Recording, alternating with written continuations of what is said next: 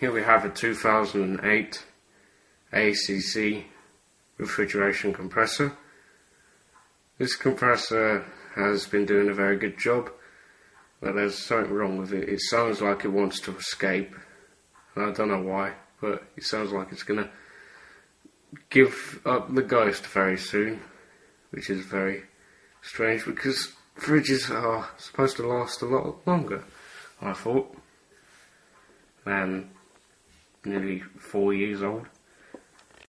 Another thing I've noticed about this compressor is that it's got the same drip tray or same top bit as a Danfoss compressor would have. It's very odd, actually.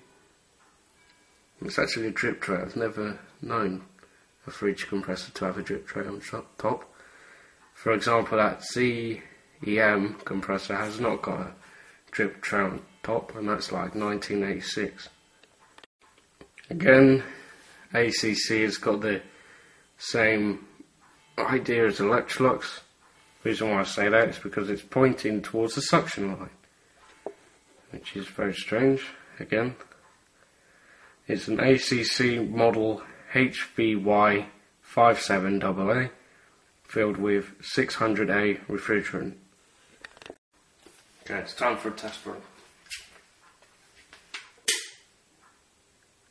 Oh shit.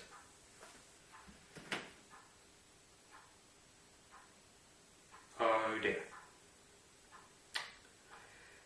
Well, I've flicked on the switch and it's not wanting to cooperate now.